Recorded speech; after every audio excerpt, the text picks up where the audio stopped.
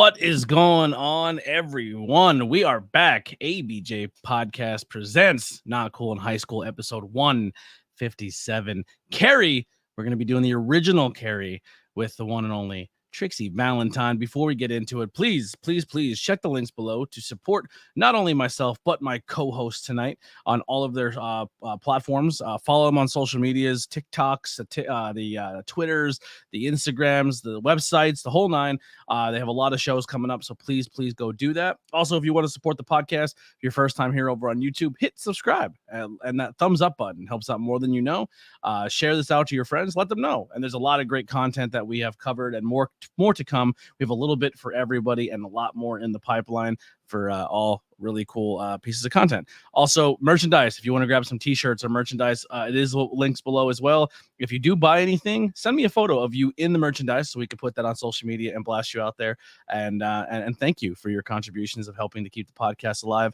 We have a Patreon as well as a membership tier that you can join on YouTube as well. We just unlocked that with hitting monetization. So thank you everyone for supporting that. The goal is 2K by the end of the summer. So if you share this out, let's get that goal.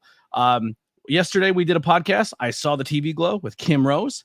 We will be back tomorrow with King of the Ring 95. It's one of the worst wrestling shows of all time, and we're going to review it. Then we'll be back on Sunday, because usually these wrestling shows happen on Sunday. We'll be back on Sunday to do a What If series, and we're going to rebook the whole show and try to make it better.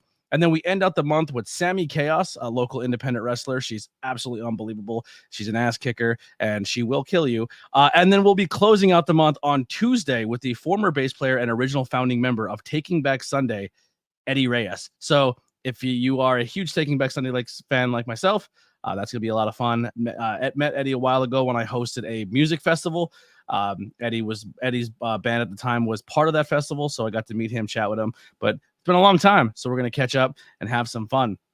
So we got pro wrestling, we got horror, we got drag queens, we got drag monsters, and then recently we have a little bit of everything on the podcast. I'm super appreciative, but the reason I'm even in this drag space of meeting these amazing performers and amazing people and being educated on all things LGBTQ and making me really proud to have my ally flag is 100% my co-host today.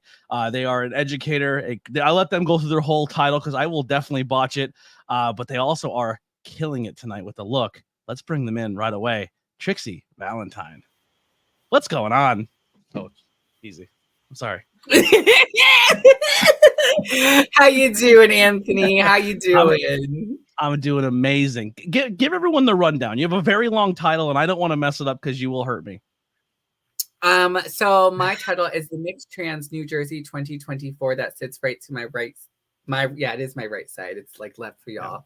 That is my current title. I do many different things. I'm a queer inclusive sex educator. I run my own business called Mixed Kelly Queer Education that specializes in LGBTQIA plus diversity, equity, inclusion, training, and consulting. That has been running for the last 4 years. And there's a lot more you can find with me, but we're not here for me. We're here for Carrie. We're here for you as well. Listen, you're a part of the show. Because we haven't done a full episode. Actually, you're probably the first person who will transfer from the co-host of the movie reviews to having your own podcast soon. So we will tell your story in full very, very soon. But like I said before, the education aspect side of things, as someone who grew up in now I'm not saying I'm closed-minded because I feel like I am very open-minded, very eager to learn, very conscious of people's feelings and trying to be more inclusive. But there's a lot of times where I felt like I was stepping on eggshells. I didn't know what questions to ask or how to do it in an appropriate way or how to be respectful. And I'm not gonna be honest, it freaked me the fuck fuck out. Like when I would talk to people, I was always very like, I don't want to be inappropriate. I don't want to say something bad, because I also do have a fucked up sense of humor and a dark sense of humor, because that's just how I cope. Because I was kind of like Carrie. I was picked on a lot. You know what I mean? But you have been absolutely amazing in accepting and helping, but also still keeping that humor. Like recently we've been hanging out a lot lately, and like the just busting each other and fucking with each other and joking with each other and like taking digs that like normally would tear someone's feelings apart, but that's the type of friend I need. And you have been absolutely amazing. I love you to death, and I'm super happy that we went from just supporting each other, like me supporting your drag shows, to becoming close friends, and that means a lot to me. Yeah, I honestly thank you for everything as well. I think my favorite thing about this friendship is that we are supporting each other. It is literally support to support. There's no animosity. There's no jealousy. It's literally just like, I got you. It's weird, right? Because like we both walked into each other's lives in different ways, and now it's just like, nope, that's just Tony. Yeah. Yeah, it's been amazing, and like the group that we've kind of made has been really, really fun with Dante and everybody. Like I think brunch is coming up. We have another brunch date coming up, which would be a lot of fun. And just, you know, we had to come back and whip some ass after you fucked us up in laser tag. So we destroyed you in that board game. Just saying, it was ugly. I mean, I didn't contribute at all, but it was dyslexic people on your team. What did you like? We're over here like I'm just pronouncing it the way I see it, hoping it is, and everyone's just like, nope, you're just pronouncing it, and I'm just like, yeah, my dyslexia would not allow me to be good at the game, and Lily's dyslexia made her a goddamn superhero. But all right, so let's start off right away. Carrie, the original Carrie. So the question is why did we pick this movie? And you would pick this movie. So why was this a movie that you picked? So, well, I will say, I originally picked Nightmare on Elm Street because, specifically the second one, because of the queer culture that's behind it. But then I was like, hold on, Carrie has to be one of my favorite horror movies because the villain is not Carrie. Like, the villain is not Carrie. She is just glam. She is trying her best. She is doing everything she can. And she just had enough of it. And I think the other part to it is the movie itself. Like, I love the cinematography for it. I love the way the lighting goes, the organic culture of it. It's just a beautiful story and how it unfolds. And it's so basic, like in a good way. Like, I mean, like it is a basic plot, basic line, but the way it's executed is just like, you have to rewatch it again because these details start coming out. I'm like, oh, I forgot about that. Oh, yeah, no, that was a thing. And I would also say it's relatable, right? So like there's this poor innocent girl who doesn't know much, who's getting bullied. And no one, I shouldn't say no one, the teacher kind of helps a little bit. And the one student's, flips a leaf or whatever. But basically it's like her against the world. And like, there's so many people that can relate to her story and wish that they can just have telekinesis power and just, burn the school down. Well, in the book, it's not just the school. The entire town gets it. Like Carrie has, according to the book, I think Carrie has one of the highest kill counts. Like the whole town nuked. You know what I mean? Like did not mess around. Is this a normal style of horror or movie that you consume? Are you more into the horror drama aspect? I would more probably put this in a horror drama, but we'll get to that in a moment. I do like a good horror drama. Like I would say if there's not a slasher to it, so slasher films are probably my absolute favorite. Yeah. Actually, we'll start with my first favorite are movies that have like kill plots, no kill plots to them. We're just more interested on how they die. So that's like Saw, Final Destination, things like that. Those are probably my favorite. But if there's not a slasher in it, that's a good slasher. It's been a while since we've had a good slasher. These horror dramas that have a deeper meaning behind it, but also they don't give you the jump scares. They give you that like what's happening. Like you start almost having a sympathetic feeling for this character who is just kind of crazy and psychotic, and like it makes you want to yell at your screen and just be like, she did nothing wrong. And so I definitely, honestly, a movie that kind of reminds me of Carrie, that's not necessarily necessarily a horror movie, but the same dramatic is the movie that came out not that long ago, Promising Young Woman. And like the same energy, those, like if someone's like, what movies give the same energy? It's almost those two type of things, except in Young and Young Woman, the main character, she's actually iconic in her behavior. Carrie's not necessarily iconic, but you know, my mom in the chat throwing shade. Look at her, crazy. Oh, hi Nancy. Yeah, my mom learned how to use social media. That was a mistake. Yeah, so you did say this is your favorite genre as well. I grew up definitely liking slasher more. I always leaned into like the occult style horror. If there was a demon or a devil or evil entity, I was all about that. I love a good monster movie. Give me a monster. Sometimes even like a monster destroying the city. I'm all about that. But recently, as I've been growing up, and I think the thing that scares me the most in the world is humans and society, and how society could easily fall because people seem to be sheep, and they will just listen and blindly follow and hurt their fellow man because they're being told to by a higher power or an influencer, political, whatever it may be. These horror movies that are more tuned in with culture scare me more. Like these A24 films, like where you're like, oh, you know what I mean? Like where it kind of like, or Jordan Peele is doing these movies where it's just like, no, the scary part is non-accepting people. Like those movies fuck with me more than anything. And I think they're very well done. Agreed. I would say productions like A24 are not like top tier horror now these days. Like that's the top tier of like you. How can you not like them? You know what I mean? Probably because it's too realistic. Like I'll take the movie Thanksgiving Day or something like that. Thanksgiving. Yeah. The part of that Thanksgiving, I think, right? Thanksgiving. Oh yeah, Thanksgiving. First of all, applaud to them. We have to do this for November. It's coming up. I'm just letting you know. Yes. I won't talk about it too much, but applaud to them. I'm like, wow, officially like a horror movie around Thanksgiving. But like between Halloween and Christmas, now you're finally adding a third in there. I love it. But it was in that scene in the beginning that disturbed me out of the whole movie was the grocery store scene. Okay, I have yet to see that movie. I'm actually holding off for the review. I can't. I won't ruin it for you though. Yeah. I won't ruin it for you. So it's cheesy. It's campy. It's giving you that 80s vibe of slashers in it. But the one scene in it that like makes my gut turn has nothing to do with the slasher. Okay, I like that. I like that. So, Carrie is a 1976 American supernatural horror film directed by Brian De Palma, and it was written and screenplayed by Lauren D. Cohen, and it was adapted from Stephen King's 1974 novel of the same name. It has Sissy Spacek and as Carrie White, a teenage girl who is constantly mocked and bullied at her school. The film also features Piper Laurie, Amy Irving, Nancy Allen, William Catt, PJ Souls, Betty Buckley, and John Travolta in supporting roles. Yes, a lot of big actors all got their starts in horror movies, or very early on in their career did horror movies. John Travolta is one of those actors who did that. This is the first film in the Carrie franchise. There has been many more after. Not all of them are good. The film was based off Stephen King's first published novel, and it was an intriguing story that pushed both the studio's permission to direct, with why Spacek was encouraged by her husband to audition. The first of more than 100 film and television productions were adapted based on Stephen King's works. So yeah, this is a big deal. Obviously, every time Stephen King's books get turned into films, it was always a big deal.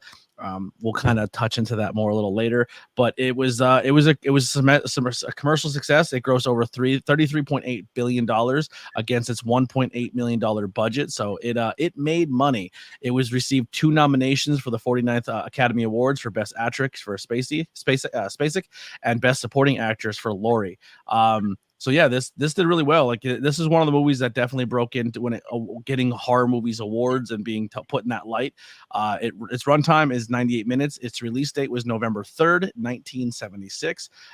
It was produced by Red Bank Films. Tons of movie. I'm not going to go through everything on there, but once again, yeah, box office $33.8 million after a $1.8 million budget. Who knows what it's made after? But the plot of this one is a 16-year-old Carrie White is a shy teenage girl who lives with her fanatically religious and unstable mother, Margaret, who is a loner. She's a loner and bullied by her peers. While Carrie is experiencing her first period while in school, she panics, having never been told about menstruation. Her class laughs at her, throwing tampons and sanitary pads at her while the gym teacher, Miss Collins, interferes. Margaret tells Carrie that her period was caused by sin, then locks Carrie in a prayer closet to pray to God for forgiveness. So yeah, and it just gets crazier from there. So, you know, Carrie is someone who has her body is changing. She's having these psychic abilities that she doesn't know, she doesn't understand, and the entire time she's going through a physical change in her body, she's having these supernatural powers, and she's pretty much being told by her mother that everything that's going wrong in her life is her fault and it's sin, and she needs to pray it away. The girl has no place of peace. She's just completely mentally broken. Actually, probably more stable than I would probably give her credit for. I think she's holding it together pretty well for the most part. Like, school can be very, very bad for people. People have a lot of rough times in school. And the first question I want to ask, and if you don't want to share, that's understandable. But the first question I ask, do you have a really bad bully story? Have you ever had a situation where you were really picked on, or that, like, I'm not saying it, you know, a tampon in a shower scene, but like, what was your one that sticks with you from school? The one where I got death threats. Okay. So I know I'll do that. Is that all I'm giving? My school didn't threaten. They just jumped you after school. Yeah. So the good news is, for me, my older brother was the captain of the football team. So no one physically wanted to come at me. I shouldn't say they didn't. I've actually had people shove me. People have tried putting their hands on me. I'm not afraid to stand on my own. So, like, if it happened, it happened. But thankfully I've never had to get into too many physical fights. I've just shoved people back, and I'm like, if we're gonna go, we're gonna go. But I would say the biggest thing that happened to me was for a school event. I was believe this or not, I was the president of a club about diversity, if that's hard to imagine. And I wanted to do this new event for the school for people to try to get out of their comfort zones a little bit and get to know people they don't really know.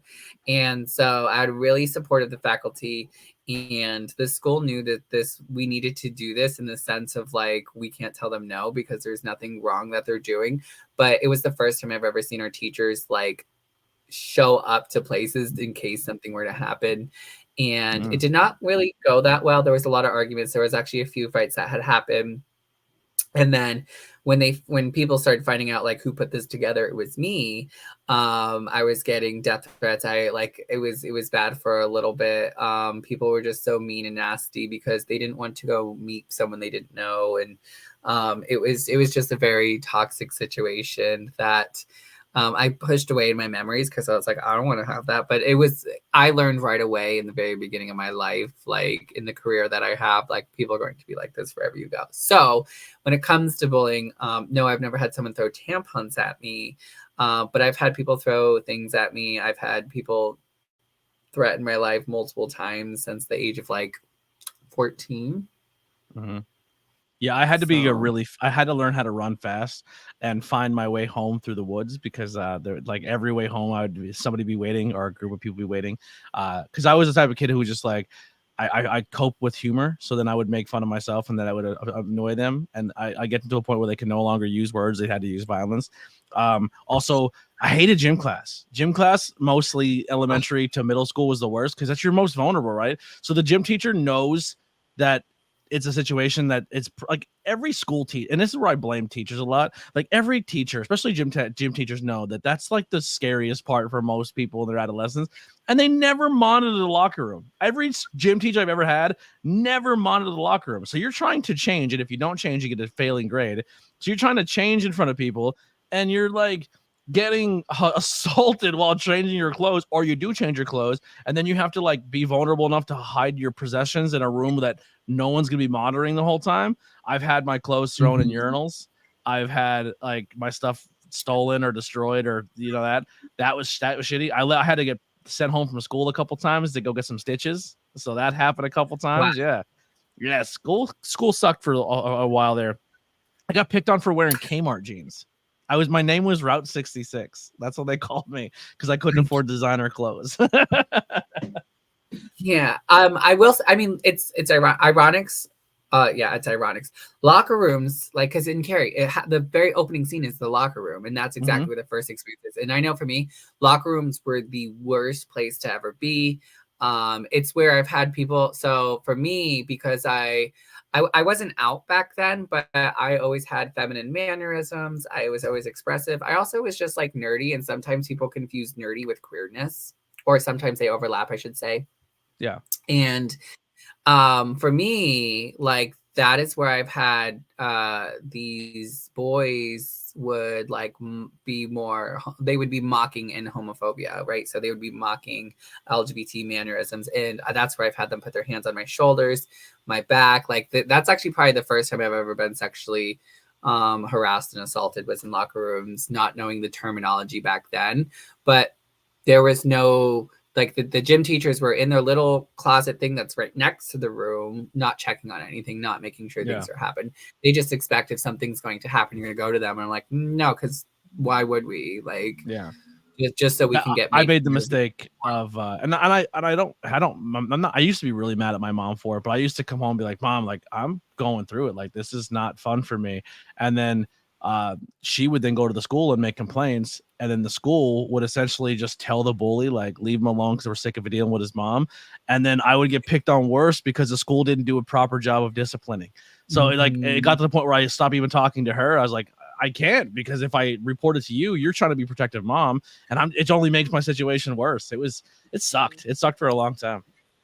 I will say my mother did step in at the appropriate times because people were afraid of my mom. Because for us, there were a few examples where the bullies were actually the teachers. So that made it a lot easier in the sense of, like, something could happen, because my mom wasn't afraid to, like, literally get out of work, drive straight to the school and be like, so what's going on? Like, no warning, no nothing, just shows up. Yeah. All right, well, let's kind of, I'll go to my second bullet point. Now, the second scariest aspect of this movie is, no, and I'm not trying to be offensive, but this is just my take, quacky, kooky, religious people. And that fucking Jesus statue in the closet is the scariest thing in this entire movie, with the red, creepy yellow eyes. I want one. I want that Jesus statue. If I can find one, I would definitely buy one. Like, it's, who makes that? Like, right. It's the creepiest thing of all time. Like, who made that and goes, that's my savior, that's my guy? Like, no, that looks like the devil. Honestly, it was probably, like, seeing the movie was probably like handmade by the mom, you know? Yeah. Oh my God. She put a little tea light candle in her head. Like, it's creepy. Yeah. It was so the religious factor is kind of like the statuesque, or like, that's different. Like, I kind of sit there and go, couldn't be me. Like that literally could be in one of those movies that we spoke about earlier of, like, demons or something, because it couldn't be me. That I'm like, no, I'm good. I'll go back to school. I will say the interesting part is that the whole movie is surrounded by the color red and blood. Mm-hmm. Like, that is the whole theme throughout the entire movie, even the lights and the lighting. So it's very interesting that they carried, like, how blood and the redness comes through, and then, like, everything else in it's just the religious side of it makes me just laugh. I'm not gonna lie. Like, I sit there and go, I know people like that in real life. Mm-hmm. Yeah. Like, unfortunately, this isn't a horror movie. This is life. This is a real thing life. That's happening right here. Yeah, and sometimes people use their religion for all the wrong reasons. You'd think, you know, if one of your things is judgment is a sin and it's just as equally wrong as every other sin, boy, do they throw that around worse than anything, huh? But when did you first consume Carrie? Remember seeing the movie Carrie? How was it introduced? Because obviously, I'm not dating myself too much, but I was definitely not alive when Carrie came out. But how was this introduced to you? So my old next door neighbor, when we were younger, loved movies. He actually used to own the Hollywood Videos here where I live, which is no longer a thing. So for those who didn't know Hollywood Videos, there used to be other movie places like Blockbuster. Hollywood Videos was them, and he went on to be the owner of one. But before then, like before he was our babysitter, and my dad was very open to the movies that we had. And my dad's like, yeah, sure, that's fine, whatever. And so we ended up watching it. And I didn't find it scary, but I find it very entertaining. Like it was just like my problem is when I first saw it is I'm into superheroes. So when you see a girl with telekinesis power, you're like, I'm into this. She's an X-Men. This so good. Yeah, she's an X-Men. This is what happens when you piss off a mutant who doesn't know that they're a mutant. This is Carrie is the definition of not making it to. Yeah. So I love it. So for me, I was introduced. I loved movies. I've watched horror movies since I was like 9 years old. Like, it was just introduced. My dad was very open to it. There were a few movies like we were not allowed to watch that I can't necessarily remember, but it wasn't many, right? So he was just like, sure, if you want to watch it, you watch it, but like it's on you when you have nightmares. So. I grew up in a family that was very into horror. They loved horror. My friends growing up were into horror. So like sleepovers growing up was like, oh, it's a sleepover. We're gonna like I had a lot of friends who it was like all the guys slept over for the brother, but then all the girls slept over for the sister, which not always was great moves growing up. You know, when you have a bunch of young adolescent kids and you put a bunch of like let them stay till 4 a.m, have a room full of guys and girls in a room. It was character building, we'll say that. But the move was go because our town, for how small it is, it's 4 little red lights. We had 2 video stores, so we would go to the video stores, and I was fortunate enough that both video stores were owned by friends at their families. So we would just walk in, pick a movie, and leave. And then every Friday, like every weekend or sleepover, was we sit and watch a horror movie. So horror movie has always been something into it. My aunt Colleen, who was really, really into horror, was always also like, and Uncle Steve, both no longer with us, but they were both always like, oh, we're gonna fuck these kids up. Like we're like when they're over here tonight, we're gonna put a movie on, and they got enjoyment of us watching horror movies. And I kind of get the same way. Like when someone hasn't experienced a movie or something in pop culture, it's like, oh, I get just as much enjoyment watching them experiencing for the first time. And I think Carrie is one of those movies that I think stood out for that generation. And it's almost like a rite of passage for that generation to kind of pass it down to the young one. Like we're like, what horror movie should we watch this weekend? And Carrie's one of the top 50, I would say, that's like always recommended. I feel like if you haven't seen this movie, that's insane to me. It's like it's like a must-watch horror movie. Yeah, it's a must-watch just to know where it comes from and unfolds. It's like I think anything Stephen King you should watch. It also makes me think of like John Hitchcock movies as well, because he was one of the originals of sorry, thank you, Alfred Hitchcock, who had really good classics. Like I remember watching Rear Window. Why? Because my mom told me I had to watch it. She's like, if you want to see real horror movie, watch Rear Window and The Birds. And I did. And I was like it's interesting because like these were the big horror movies back in her days, and like they're nothing like they are today. Yeah. But like you enjoy the organic horror moviness to it because they had to do that all themselves. There were no really high computer type technology that was helping them with some of these images. Makeup tutorials and looks were not as big, but like for some of these scenes to happen so instantly as they are now.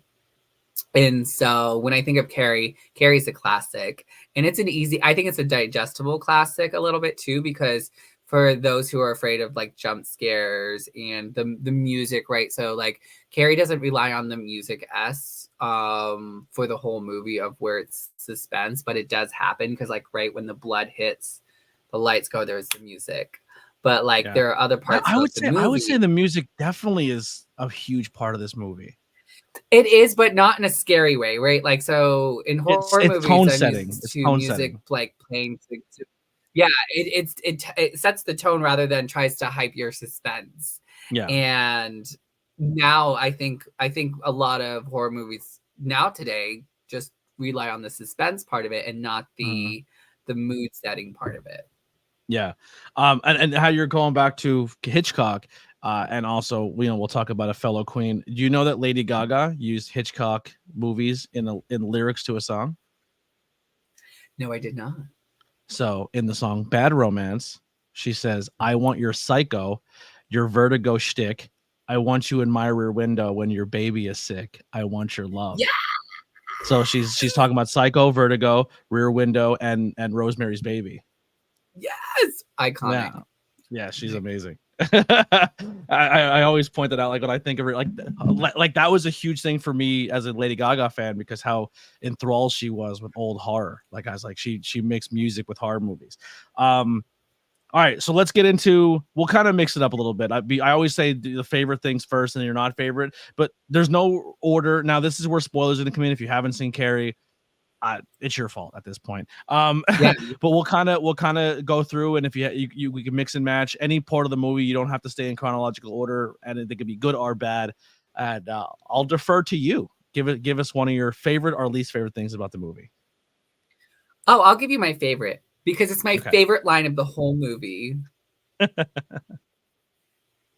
all gonna laugh at you. They're all gonna laugh at you. That line, the way, like, when she is standing up there and she's just frozen, because it's 100%. She's Delulu. She is 100% delusion. Like these, there. I would say like there were like actually 2 people laughing at her, not the whole crowd. The rest of the crowd is like, what's going on? And she just 100% crazy Delulu. She is doing her thing, but like that scene, I want to eat, sleep, and breathe it. Like it's the moment that like the way the cameras go, the way the lights go on, and because then right after it's just straight up red lights, the eyes moves, the door shuts, and I'm just I want it all. Like I can't stop. I can't look away. I'm not looking away. I don't want to look. And then the way they do the 2 screens, right? So they have 2 different visions of what's happening going on, and like this one disappears, the new ones. So you have to rewatch it just to make sure you didn't miss anything, because there are literally 2 scenes happening at one, which I love that, because it's like investment of like, now I got to rewind this, like what's going on to see the other side. And I love it. I like, it's just so simple, but it like gets stuck in your head. And then that's where music definitely comes in. You're just like, and like now I'm the whole day, I'm just like, they're all gonna laugh at you.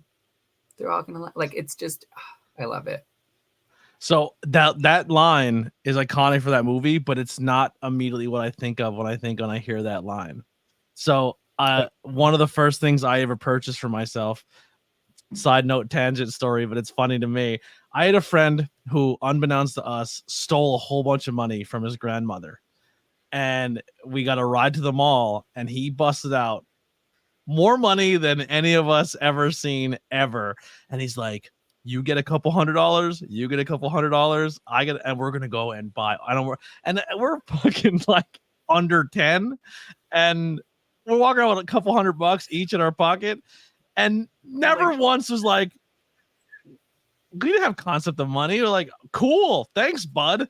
And I bought Adam Sandler's "They're All Gonna Laugh at You" comedy CD. No, they're all gonna laugh at you. Like that's so growing up, that's what I always listened to, and then realize, oh shit, that's pulled right from Carrie. Yeah, but yeah, that's so when I think of that quote, I think of that. So for me, I'll start off with a negative. You want positive, I'll go negative. I don't want to sound like I'm a Debbie Downer, but I do love this movie. But rewatching it as much as I have, and as I get older, it's one of those movies, to me, the more I watch it, I think the more I fall out of love with it. I appreciate for what it is, for what it was at the time, but I think a lot, like, I think we get to an age, and I think we're gonna have a debate here, is where people say you can't remake things, you can't touch the original, you can't do this. But also there's a point in time in movies where people say the book was better. I read the book, and the movie was shit compared to the book, because it didn't capture you as much as the book captured you. And I've never read the Carrie book. It's in my collection. It's right. I'm staring right at it right now. But when I seen the original and then I seen the remake, I think the remake, the acting and the tone setting and just I feel like it grabs more, and I think it embodies what the idea of Carrie is. Now, I think if you watch that movie when it first comes out, it's iconic, it's amazing. But as we learn more about Carrie and the Stephen King universe and how powerful Carrie was, and then learning about the book and being like, oh, I wish they would have put that in there. The movie to me almost seems like a what if. it had that remake. And then when they finally made it, I was like, oh, this is a lot more than what I want. This is what I wanted the movie to be originally. So I do love the movie, but I think the big thing for me is acting fell flat. Now I know it's 80s, horror movies aren't taken seriously. It's very low budget. They're not getting the top billing people. Now some of those people became top billing people, but the mom and the best friend turned good person at the end are probably the two best actors in the movie. Carrie herself, Sissy says it was fantastic as well, but I think when Chloe played her in the original, it surpasses the original, which is not easy to do because they're both really, really good. But I think a lot of the acting fell super flat, and I think at sometimes you're watching it, you're like I was more laughing at the movie than I was like appreciating it, if that makes sense. No, it does. I think that was one of the consensus I had with some of the acting in the original is not my favorite. Hello, Dante, and thank you. Glamour Carrie with these rhinestones up in here. I love the rhinestone blood. It's so funny because I just had on Scarlet and they literally had like slashes and blood running down their face, and you're like the pretty blood. I sparkle. Yeah, I'm over here like, hi, how you doing? I'm Rhinestones fix everything. I definitely think the acting in the original was not my favorite. I will say that. Like the only person, there are two people. Actually, no. Out of the everyone who played, it was the background characters I was not a big fan of. Like John Travolta, not a big fan of his acting.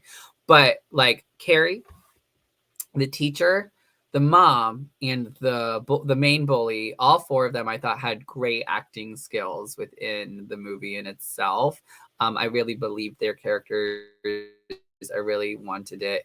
Honestly, the one that acted the best was the mother, in my opinion.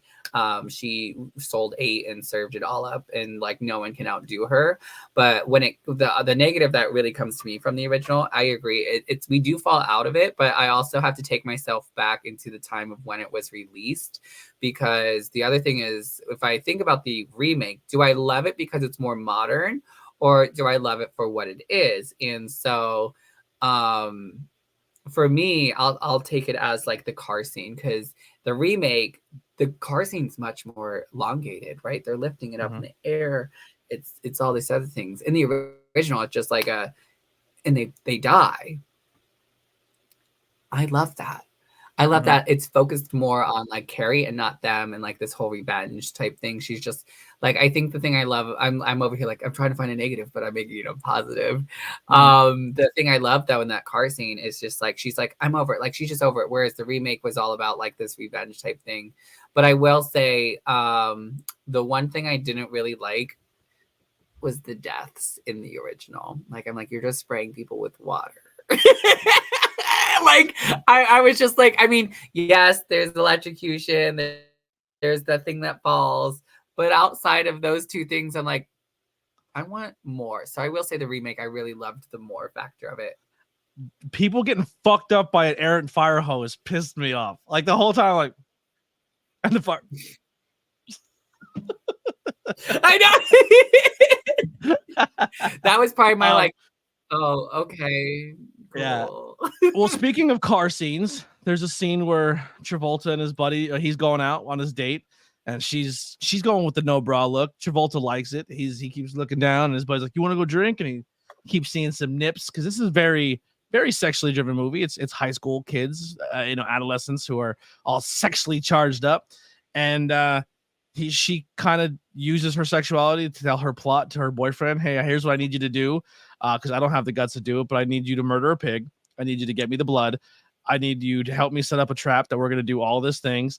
And the best way I'm going to do it is I'm going to give you a little blowy blow, a little ABJ, if you will. Yeah.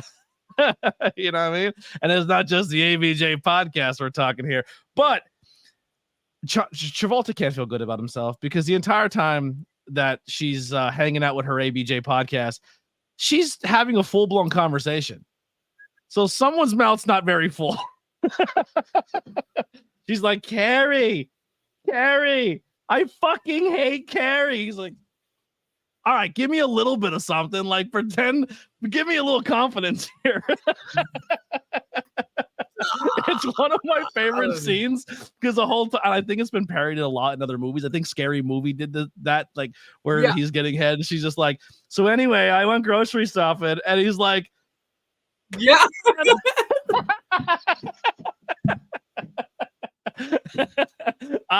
That's one of my favorite but funniest scenes of the whole thing. Like just talking through an ABJ podcast. I'm just like, the only thing I have to say is it's just not mouth filling. Yeah. Definitely wasn't a Saturday Night Fever. You know what I mean? Right. It's definitely what it's giving, right? Desperate. Yeah. She was willing to go that far. She was rounding second base just so she can get some blood on Carrie. It was she went above and beyond, you know. That's probably, I don't know why. I mean, I think that's like go ahead. Oh no, I was just gonna say like she's open about jealousy, but then like Carrie gets revenge, and I'm like, but who's the real winner? Because it's also not him. Yeah. Yep. No, I think Travolta gets it the worst the whole movie in that scene to me. Yeah, listen, he was really like, there's like not only the fact that, you know, someone can have a full conversation while they're performing oral on him, but the fact that like he had a lot of built up rage. He quickly killed that pig. He had no problem smacking his girl around every time she called him a dumb shit. Like he had some issues. Like dumb shit was a trigger for him. But yeah. The teacher. Actually, I'll serve it back to you. Give us a scene or a thing about the movie. No, we could definitely talk about the teacher because I loved the teacher's caringness towards Carrie, and like I hated that she died. I hated that she died in the original. I hated that she died in the original because she was there for her. She was the only one, and I was like, back then, school must have been some kind of thing because she over here hitting students and beat the shit out of these girls. True. She's like, you keep it up, I'm gonna knock you down. Like, so I loved her. I thought she was the hero. Yeah, yes, it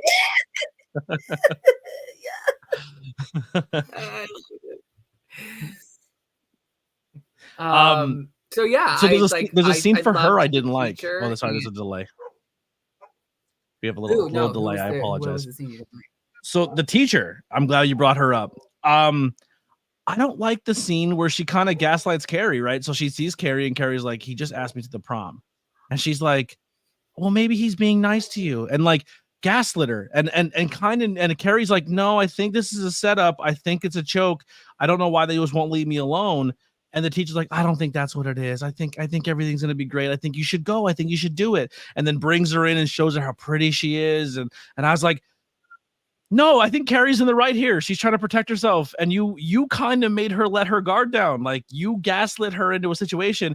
But then instead of asking the bullies first, like when the bullies, then she goes to the bullies next and she's like, this better not be a fucking game. And they're clearly laughing about it. Well, the boyfriend is, the girl's really not. The girl's legit trying to like, I think this is a nice thing to do. And the boyfriend's like, I'm only doing this because I'm trying to get laid by this chick at some point. I'm trying to have my John Travolta moment. You know, and it's just like, I felt like the teacher should have went to them first and been like, what's the deal? And then felt it out before she kind of gaslit Carrie into making her have that confidence to accept it. So I agree a little bit to that. I think the gym teacher was trying to be like what a teacher would be, of like, let me support the awkward, quiet girl and make her feel some kind of way so that way she can actually enjoy herself. And I think she just tried too hard, right? Like Carrie clearly knew she was not the one, and she could have just let Carrie be Carrie and like moved on. Like, I hate to say this, if Carrie never went to prom, none of this would have happened. So who's the real person who did all this? Let's just think about it. That teacher tried way too hard when she could have just been like, bye girl, have fun with your mom, you'll live, you'll go into accounting or some kind of thing in life and like live it. Yeah, you'll probably shoot up your office one day, or you'll probably burn it down with your telekinesis powers, but at least I'm still gonna survive. You know what I mean? How was your prom? Did you go to prom? I did go to prom. It was okay. It wasn't too bad. The only thing I regret of my prom was I wish I took my best friend at the time to prom, who's my best friend now in real life. Like, yeah, in real life, the whole time it's real life. But like my current best friend, we've been best friends since the 12th grade, senior year. And that was the only thing I wish we did differently. But we had a good prom. It was decent. It was cute.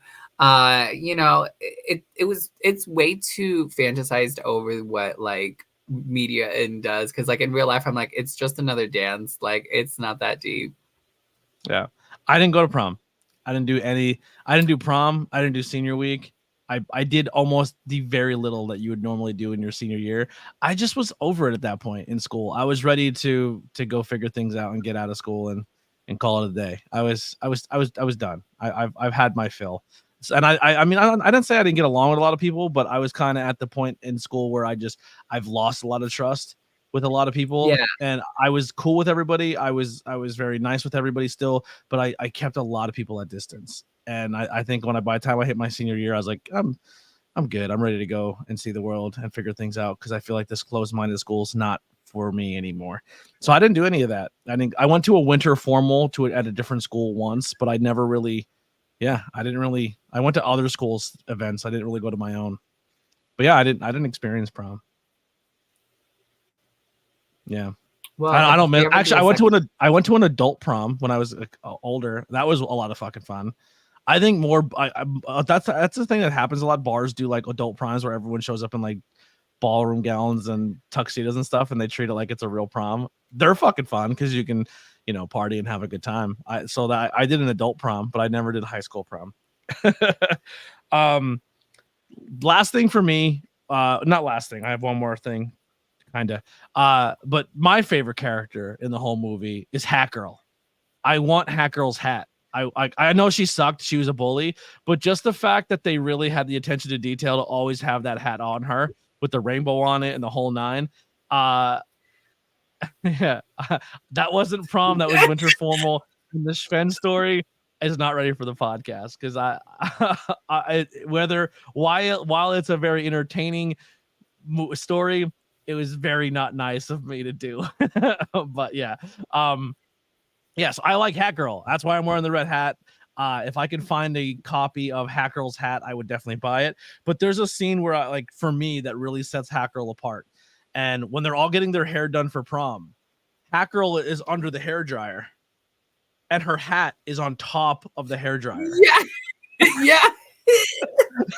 Like she refuses to get away from that hat, so she's not wearing it, but it's on top of her head in some form of capacity. If you don't catch it, study Hat Girl in this movie, because that hat, there's not a scene where you don't see her without it, or it's near her, or it's in the scene when she's there. Hat Girl is my favorite. What do you got? I love Hat Girl in the sense of like her, like I feel like she's a cool person. She just hangs out with the wrong crowd. But I will say she was like one of the few people who actually laughed at Carrie when the blood happened. So I don't know about that. She sucks. When it comes to, oh yeah, the scene. I have to think.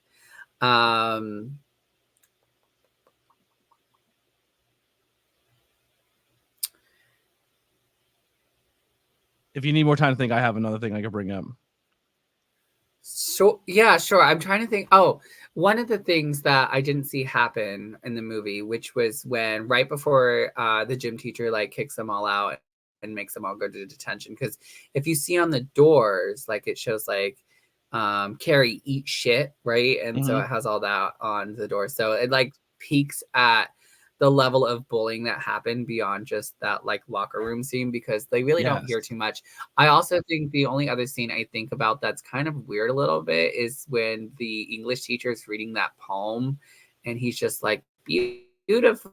Like it was kind of one of those scenes I rewatched. I was like, I don't fully get this. And this is like that creepy teacher that,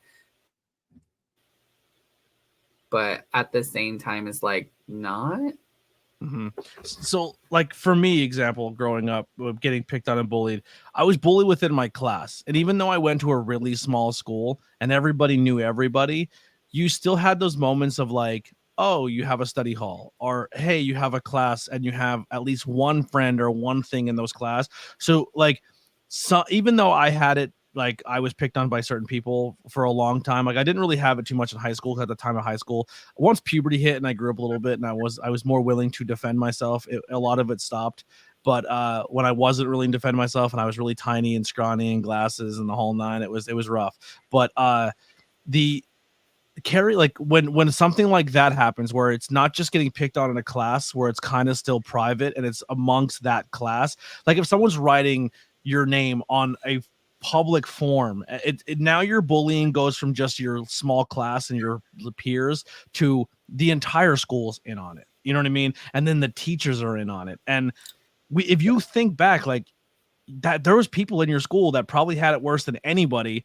Like I had it bad, but I can name 3 people who I was like, they had it way worse than me. Like I'm thankful I didn't have it the way they had it. You know what I mean? And like, and that's when that's when you know, like it could be someone in an underclass or a older class or a completely different class, but you know they're the ones everyone fucks with, and you're like, whew. Like, and it sucks because now growing up, I'm like, I wish I would have done more for those people. But at the same time, when you're trying to survive, it's like, better you than me, kid. Like, hey, Travis is an idiot, and you're just like, fuck with him, beat his ass today. I need a break. But yeah, so her getting her name written on the wall, and the teachers, and like it was a larger spectrum that they didn't really showcase, but they did subtly through stuff like that. Definitely.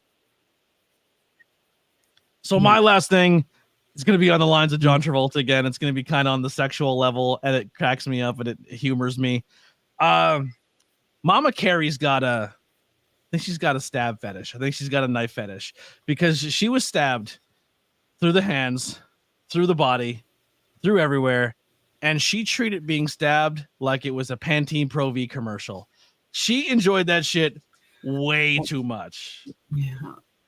To the point where Carrie had to cover her ears because she's like, I think I murdered my mom into an orgasm. Because wowzer, Carrie's mom got a little weird kink going on. I don't know what it is, but that stab scene, every time I see it, I'm like, okay, do you, boo boo? You know, everyone has their thing, but I think that's Carrie's mom's thing. I'm gonna ruin this movie for someone. I mean, it was the moment of like she's like crucifying her mom, but her mom, I think it had to do this both the stab part of it, but also like the religious factor of it, because now she's equating herself to the higher power at that point. So I didn't get that at all. You know, maybe she's like, I'm officially getting... She's like, and Carrie's like, la, la, la. She's in the corner with her fingers in her ears, like, this is not how I envisioned it. I gotta ruin this. And that's what essentially what happened. I think Carrie was cool with destroying the school and everybody in it. And then she's like, all right, I'm gonna take my mom out. And then her mom pulled that scene off, and she's like, I can't live in this house ever again. I gotta tear it down. This has gotta go. So if people just screamed the right way at school, it would have just ended. Like everyone would have just have to been like, yeah, I'm into being electrified and squirted with a hose, you know? Yeah. One person. Ari says that crossed the line where he's like, oh no. Oh man. And then I would say that my favorite my favorite scene in the movie is the end. Well, there's a line in the movie that like shows you how far we've come in mental health, right? Because she's laying in bed in like a coma for some reason. She's like, oh, it was too much. I'm in a coma. But then like nothing really happened to her. I mean, she's seen some shit, but he's like, doctor said she's young enough she won't remember this in a couple of years. I'm like, she's in fucking high school. This is gonna stick with her. Like, she's not 3. Like that, she's gonna need therapy. The doctor's like, don't worry. They said she's young enough, she'll forget all about it. I was like, holy fuck, what terrible advice by a doctor. But the it still gets me to this day. I know it's coming every time. The hand gets me every time. I jump a little bit. The jump scare gets me every single time. I think it's it's the most simple yet effective jump scares in horror movie history. Yeah, I would agree. That one, and when someone's looking at a mirror and they open and close the mirror, it's so fucking Oh my overused, gosh, I but it hate that. works every time. It works every goddamn time. Yeah, I hate it. Mhm. But yeah, that the Carrie jump scene at the end is for me is like one of the most iconic scenes for everything. For like that, for me, that's the movie. That's the scene that like sticks out the most. Is like, oh, the hand at the end, the hand at the end, like that trope has been used so much, and I think Carrie's the one who does it the best. Anything else positive or negative before we move on to the last little section here? I don't think. I think we hit most of them because we're very similar in some of them. Mm-hmm. I like just the.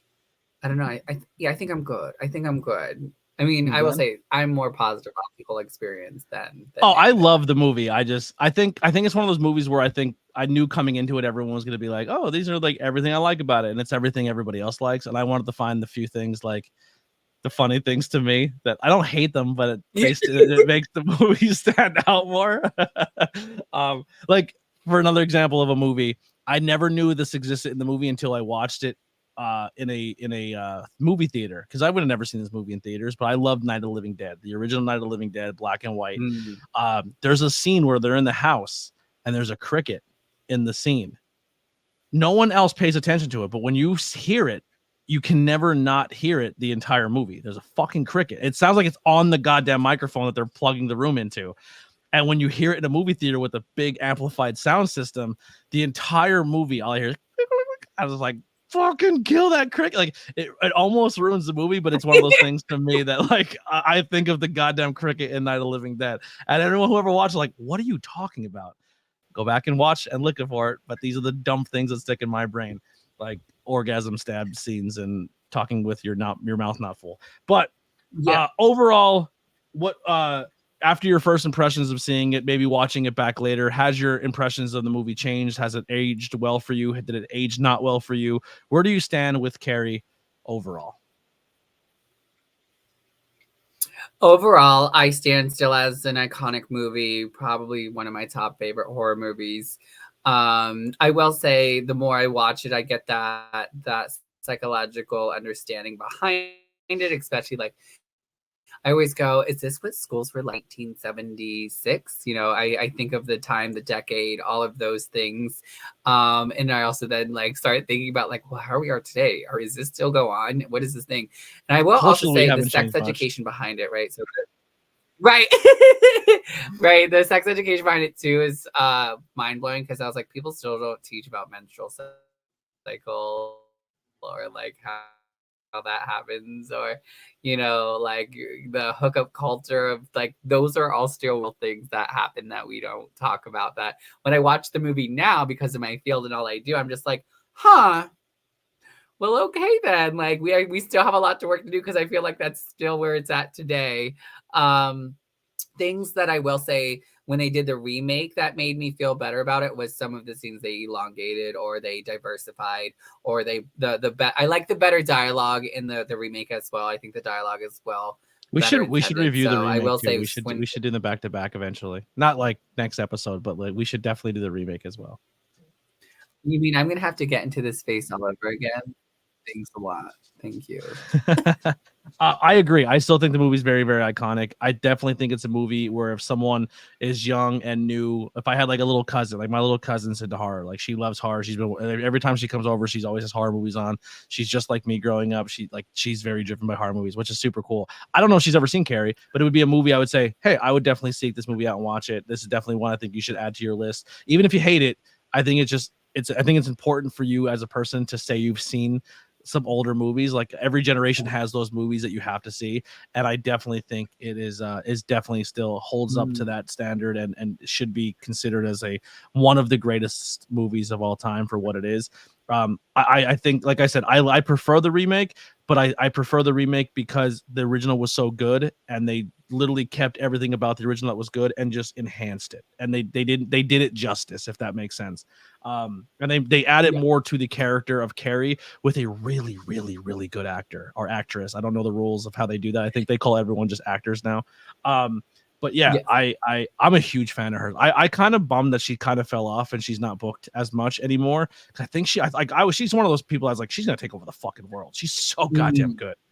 The movie she did where she plays the vampire in Let Me In is one of my favorite, and that was a remake too, but she was so fucking good in that. Hit Girl in Kick-Ass, she's awesome.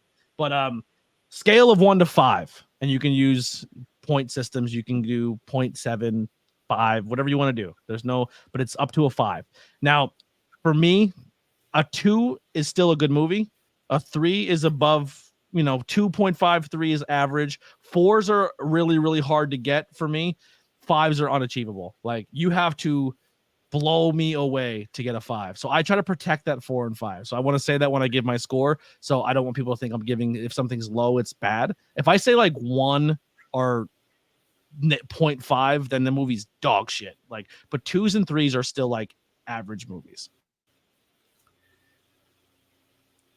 So I guess I'll give you a John Travolta. No, I'm gonna give it a 4. I'm gonna give it a 4, just because the cinematography, I think of the skills that it took to make this movie was absolutely stunning. It was brilliant the way because there's not too many movies who have done the same type of filming successfully. And also the iconic scenes, like they're giving us iconic moments that we get to reference for the rest of our lives. And so altogether, I have to give it a 4. I wouldn't give it a 5 because there are some things I'd like them to work on or change if they had to do the same movie all over again, because they tried the remake. The remake to me is a 3, but we can get to that scale later. But I do think it's a solid 4 for all the right reasons, for all the skills, the acting, the character development. They picked the right actors for it. They did a lot of good with this. Yeah, I'm gonna go 3.2. That's where I'm gonna land on this one. Still a fantastic movie. Just because it's not higher or you think it's higher, I definitely, it's still a movie I'd recommend to people. I still think you should seek it out if you've never watched it. I still think it's a good movie. If it's there, it's like, oh, I'm gonna carry mood tonight. Any takeaways? Did this movie leave an impression on you to maybe conduct yourself differently or look at society differently? Or did you get anything from Carrie, or is Carrie even just as a culture thing? I know we talked about a little bit or touched on some of them, but what's the biggest thing, or the biggest takeaway for you is for Carrie? The two biggest things is always, everyone's so focused on the entrance of a look, but you need the exit of the look. And she gives that most iconic exit scene ever. So yeah. You definitely need to also have an exit look. The other thing I learned though was, even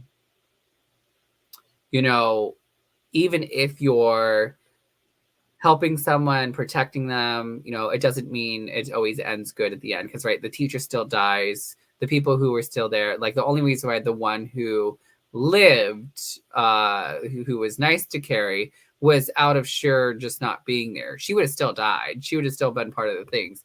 And so sometimes, like, when I look at Carrie, as much as I have empathy and sympathy for her, like, I'm gonna mind my business some days. Like, it doesn't mean I'm not gonna help her, but it also, the teacher actually saves her life because she thinks she's the one pulling the prank, and she pushes her out the door right before they slam shut. So there you go. Right, but if she didn't do that, she would have been dead. Yeah, she would have been in the gym. It was dead. Luck. To me, it was luck. Yeah, 100% luck. Yeah. For me, it's one of those things where you shouldn't bully people, because what if they get telekinesis powers and then you're fucked? Treat people how you want to be treated. It's a classic. Sometimes your parents aren't always right, and you got to experience life on yourself. But also, like, school is cruel, and it can be really hard for people. And maybe don't judge a book by its cover, and just treat people correctly. And that's my biggest takeaway. It's one of those. It's one of those easy tropes that are layups when it comes to movies, but still in society, we don't give a shit. And we go to our jobs, and we go to school, because it doesn't end at school. Sometimes it carries over to the job, and it carries over to places you go, and everyone has that one person that everyone kind of shits on or judges or treats awful, and it's not good. And you shouldn't do that to people. And this is why horror movies are good for people, because you learn life lessons, Fun facts awards. We kind of talked about awards already, and some show and tell. The only thing I have is I have the book. I don't want to get off camera right now. Maybe I'll get it in a second. But your show and tell is obviously you did the look today. I have a shirt. I don't know if it's in print anymore, but I love the company called Fright Rags. If you're into horror movies, if you're into that, I'm a shirt person. So for me, when I buy a shirt, I'm going to stand up for a second. I don't like when I wash a shirt and I lift my hands up and it becomes a little, my tummy sticks out a little bit. I'm kind of strong with tum, but when a shirt gets washed and it still fits nice in the chest and the arms, but it still stays long, I love it. Fright Rags is an A+ when it comes to those shirts. But this is the Fright Rag shirt. Love it. So they can't use all the time. Like sometimes they get the ability to put licensed imagery on t-shirts, but sometimes they can't. Like the actors or actresses do not give their permission. So they have to get creative with other artists and they commission different artists to do really cool designs. I really like this one because it still showed Carrie, but it also it was an artist rendition of it. They usually have the cool lines on it. But Fright Rags, great company. I've interviewed the owner of Fright Rags tons of times on my old content. But yeah, that's my little show and tell. I did have a Funko Pop of Carrie, but I think I sold it, so I don't have that anymore. But I used to. But I think it was the remake of Carrie. They don't think they made original merchandise. Nancy Allen claims. So here's some trivia, or did you know? So Nancy Allen claims she never realized her character was going to be so evil until she saw the finished film. She thought John Travolta and her were playing such self-centered, bickering morons that they were more of comic relief. So when they went back and watched the movie, they were like, "Oh shit, I thought we were more funny than anything," which makes sense because they were actually kind of like the acting was kind of cheesy. When Sissy Spacek was preparing for the character, she isolated herself from the rest of the ensemble, decorated her dressing room with heavy religious iconography, and studied Gustav's Delors illustrated Bible. She studied the body language of people being stoned for their sins and starting and ending every scene in one of those positions. Interesting. I did not know that. The last scene of the film, A.B. Irving's outburst is so terrified in her real life mother. She screamed out Amy instead of Sue, and she had never seen her daughter that hysterical and cried out her real name in concern. However, the loud ending music covered the mistake. So she went for it on that last scene. While speaking at a book event in Fort Myers, Florida in 2010, Stephen King recalled that he was paid just $2,500 for the movie rights of Carrie. Yikes. You write the book and only get paid almost $3,000 for the rights? Jesus. The name of the high school is Bates High. It's a reference to Norman Bates from Psycho. I did not know that. And the fourth note violin theme from Psycho is used over and over in the film. Yeah. Yep. The dizzy camera shots during the prom scene was achieved by placing William Katt and Sissy Spacek on platforms that were spinning in one direction while the camera was dollied and going in the opposite direction. That's pretty dope.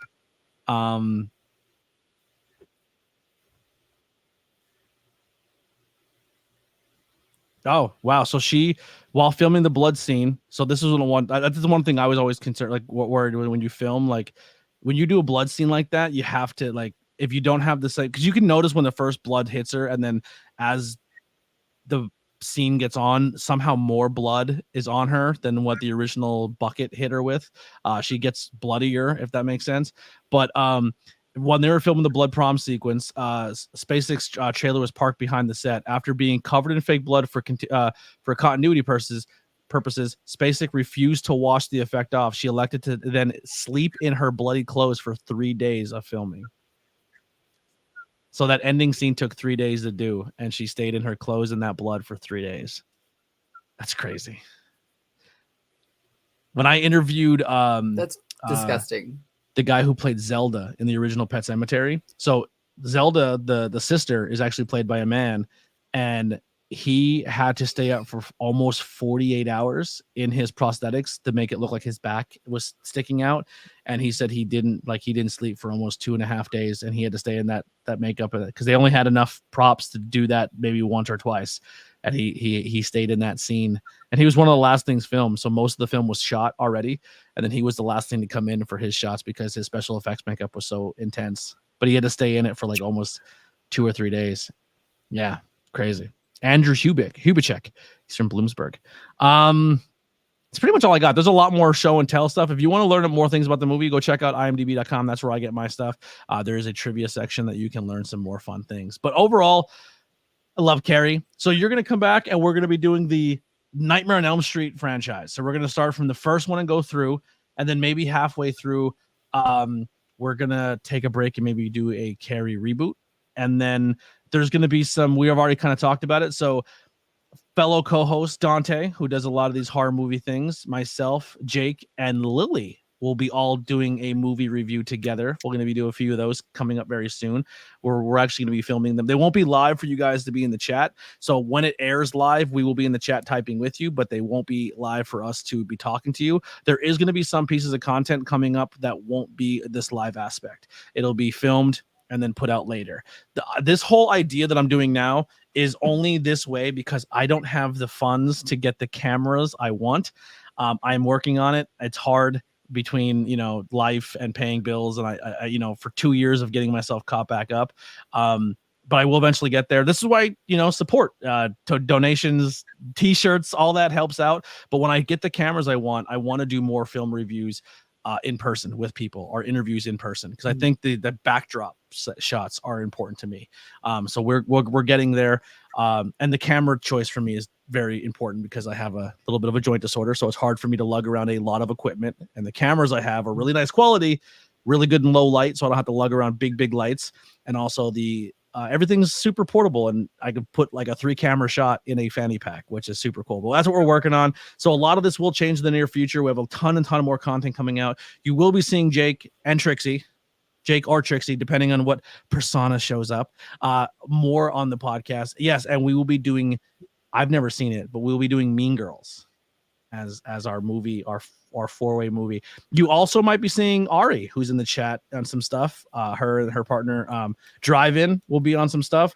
I met them. I love them so much. They are everything that I need in people when it comes to like horror and pro wrestling. There's some other people in that friend group. I don't want to put them out there in case they don't want their business out there, but they make great content as well. I love them so much. But there's a lot of cool people that I'm going to be making more content with and reviewing movies. So be on the lookout for more. Please follow Trixy Valentine on social media, as well as Juicy with Jake on all social media. They do great. They'll be doing more TikTok lives, so you can go over and support them all so much. They have a YouTube channel. They do their own podcast. So plug your podcast. Let's talk about that real quick. Oh, my podcast is Glitter on My Tips. Every time I say it, I have to shimmy, which is about the professional leadership and business side of drag, and how I continue to have the conversation from my book that I wrote called Tipping is a Must. You can find on Amazon. And the podcast in itself is just supposed to be entertaining. I do bring a lot of drag entertainment on it, but I also bring people who are audience members and have other professions that work with drag entertainment. And I really try to hype in the level of drag is more than just an art form. We can learn valuable skills. We learn reasoning with connecting with people. And we really get into the understanding of like what the art forms and where drag can honestly shake that glitter off from my tip, I love it. I'm falling in love with drag as much, and this is a tough thing to say. I love professional wrestling. I love professional wrestling so much. I think it's an art form that should be studied.